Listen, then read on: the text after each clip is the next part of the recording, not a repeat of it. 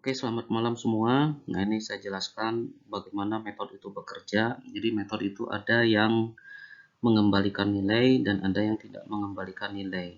Kalau yang tidak mengembalikan nilai tadi di contoh satu ya, di kelas contoh satu. Jadi, dia tadi menampilkan atau mencetak I love gitu ya. Nah, tapi kalau di contoh 2 ini adalah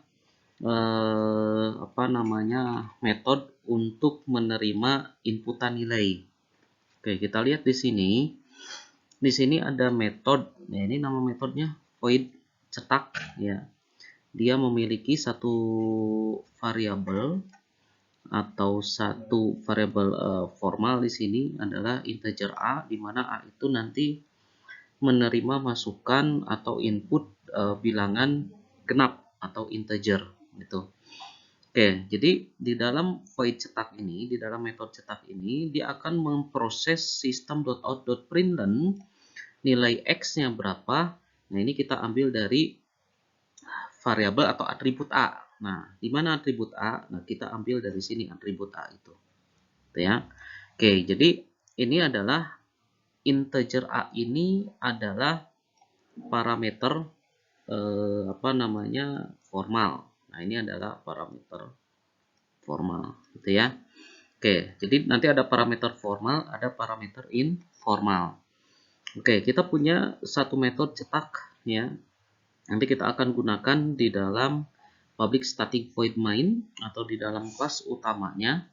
Oke, kita misalkan di sini in x. Nah, berarti x ini adalah variabel atau atribut nanti yang menampung tipe data integer atau bilangan bulat. Oke, kita lihat di sini ada for x sama dengan 0, x kurang dari 3, kemudian x plus plusnya. Ini adalah perulangan. Oke, di dalam perulangan ini dia akan memanggil metode cetak gitu ya. Nah, di mana metode cetak itu ada di mana? Ada di atas sini ya. Nah, ini ada di atas sini. Berarti dia memanggil metode cetak yang ada di atasnya.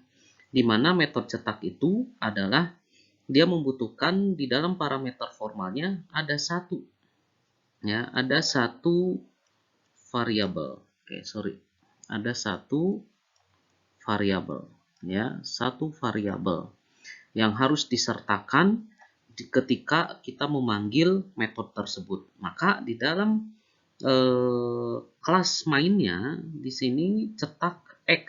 X ini adalah nanti sebagai parameter informal ya, parameter informal. Nah, jadi parameter informal dan parameter formal itu akan saling berkaitan gitu ya. Jadi kalau di dalam parameter formal ada satu variabel ya, maka di dalam parameter informal juga harus satu variabel. Oke, jadi harus bersesuaian. Kalau di formalnya dia tipe datanya integer, maka di dalam pemanggilannya di parameter informalnya harus tipe data integer. Maka x ini nanti kita deklarasikan adalah tipe datanya integer gitu ya. Nah, nanti Anda bisa lihat hasilnya seperti apa gitu ya. Oke, nanti di sini system.out.println nilai x terakhir adalah berapa. Gitu ya. Nanti tergantung dari dari sininya berapa hasilnya gitu ya. Oke, kemudian kelas yang ketiga ya. Contoh 3. Nah, contoh 3 ini adalah metode yang mengembalikan nilai ya, mengembalikan nilai. Kita punya metode ya. Metode yang mengembalikan nilai itu adalah nilai yang dikembalikan itu tipe datanya apa. Oke, kita punya metode kuadrat ya. Metode kuadrat itu akan mengembalikan tipe data integer gitu ya. Dia akan mengembalikan tipe data integer. Ada satu parameter parameter formal di sini, integer bilangan. Ya, ini adalah parameter formal. Ada satu parameter formal. Ya, ada satu parameter formal yang harus kita sertakan nanti ketika dilakukan pemanggilan di dalam kelas utamanya. Oke, di sini sama-sama integer in bil, kemudian nanti kuadrat ini akan mengembalikan tipe data integer. Nah, tipe data integer itu dari mana dia kembalikan? Nah, ini ada keyword return. Return ini adalah mengembalikan. Mengembalikan tipe data integer, nilainya berapa?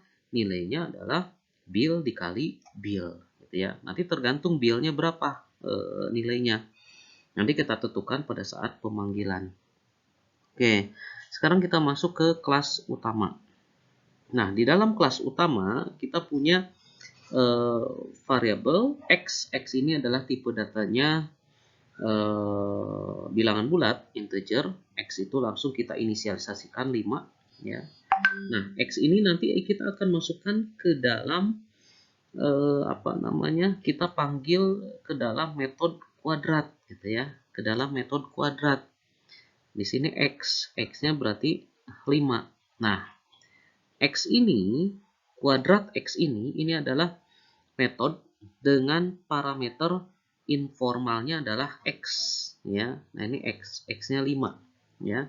Karena yang kita butuhkan di dalam parameter formal pun hanya satu, ya, hanya satu variabel, ya. Maka x ini nanti akan dikirimkan ke sini ke bill, ya. X itu akan dikirimkan ke bill menjadi bill, ya. Jadi di sini billnya adalah berapa? 5, ya. Maka di sini 5 dikali 5, gitu ya.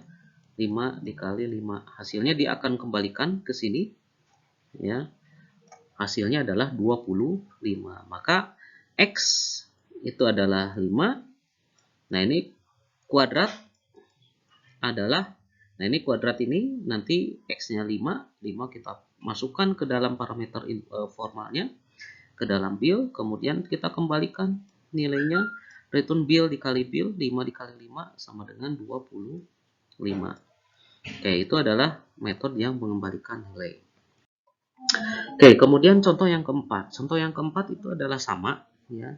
Sama dengan contoh yang ketiga adalah mengembalikan nilai. Cuman di dalam metode penjumlahan ini ada dua parameter informal yang harus kita sertakan, gitu ya. Oke, jadi nilai yang dikembalikan adalah tipe datanya integer, ya. Tipe datanya integer. Maka hasil dari return ini harus bertipe data integer. Berarti bill 1 tambah bill 2. Itu tipe datanya adalah integer. Oke, berarti kita punya metode penjumlahan dengan dua parameter formal, ya. Nah, ini harus kita sertakan nanti ketika diimplementasikan ke dalam kelas utama. Oke, berarti di sini in x1 sama dengan 2. Oke, kita punya variabel x1, kita punya variabel x2 sama dengan 3, kita langsung isikan nilainya.